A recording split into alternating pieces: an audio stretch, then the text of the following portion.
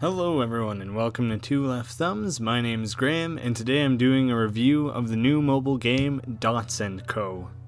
Now this game is a sequel to both Dots and Two Dots, which are two of the most casual games you'll ever play.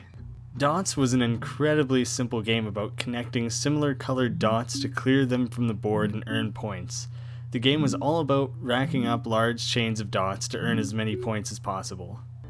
Two Dots improved on that simple formula by adding levels, power-ups, goals, and various obstacles. That game had a lot of charm, a great soundtrack, and received constant updates. I've been playing Two Dots for nearly 2 years, and because of its continuous additions and new mechanics and challenges, it's kept me coming back that whole time, so I have high hopes for Dots & Co. I was actually a little surprised to hear about Dots & Co. because at the rate that Two Dots is updated, I didn't actually feel the need for a sequel. And not too long ago, Two Dots added treasure hunts, which gave me something to do even when I was stuck on a regular level. But I remained hopeful that Dots & Co. expanded on the franchise rather than being a simple money grab. After a few minutes with the new game, my initial impression was that Dots & Co. feels more like an added mechanic to Two Dots. It's nowhere near the expansion seen between the first two games. The biggest difference is the addition of a companion who plays the level with you. They can be powered up by linking together special companion dots. Once a companion's power is full, they automatically use a special power to help you out. Two Dots had the mantra, "When in doubt, make squares." This is still proven to be very useful in Dots & Co., but now there's the alternate strategy of powering up your companion. Really, these companion special moves just feel the same as the boosts that existed in Two Dots, but the companion moves can be used mid-level and multiple times rather than only once at the beginning. So really it just begins to feel like a variation rather than an entirely new mechanic. Within the first handful of levels, you'll start seeing abstract variations on the typical square board that you normally play on, sometimes requiring you to clear more than one board in a level. In the short time I've spent with the game, I can already see what a massive impact this is going to have on new and inventive level designs.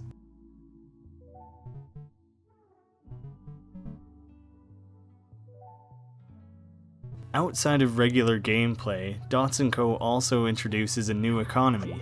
Instead of having 5 regenerating lives, you spend energy to play levels. Your energy maxes out at 15 with a 3 energy cost to play a level. You regain energy both over time and by the equivalent of your star rating when you complete a level. So unless you're consistently chaining together 3 stars, you'll run out of energy soon.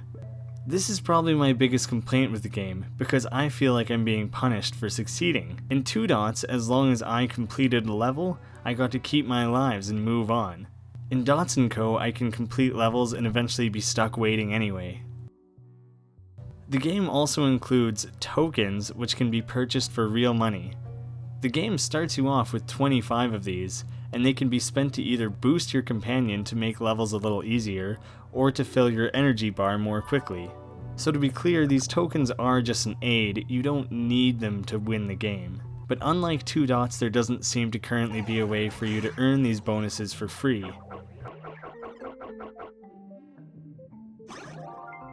If Two Dots is anything to go by, it's safe to assume that Dots & Co. will have an appropriate difficulty curve, while keeping things fun and fair rather than pay to win.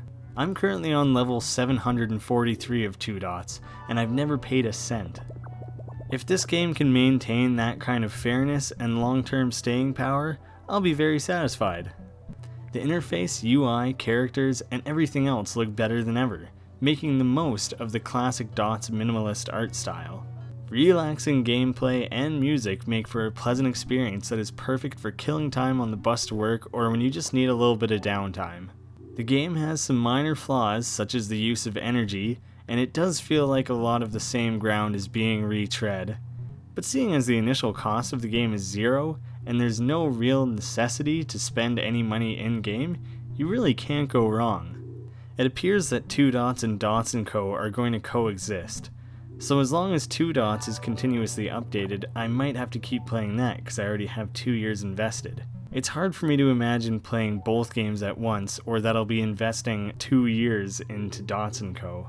But if the game can keep me as captivated as 2 Dots has, I might have a new favorite time killer. While I haven't spent all that much time with the game, if 2 Dots is like an 85%, I'm gonna have to give Dots & Co. like a 75%. As I put more time into the game, or as the game receives updates, my score of the game might change. And if it does change, I'll leave an annotation with my new updated scoring. After doing a lot of first impressions videos for the channel, it feels cool to do like an actual review, and I do plan to do more of these in the future. Let me know what you thought of this format of video versus the usual first impressions that I do. This one's a little more formal and a little more scripted, whereas first impressions is pretty much off the cuff. Have you guys played 2 Dots or Dots & Co? If you've tried either and like one more than the other, please let me know. Well, I'm gonna go back to wasting my evening with various Dots games and Pokemon Go. So thanks so much for watching, guys, and I hope to see you again soon.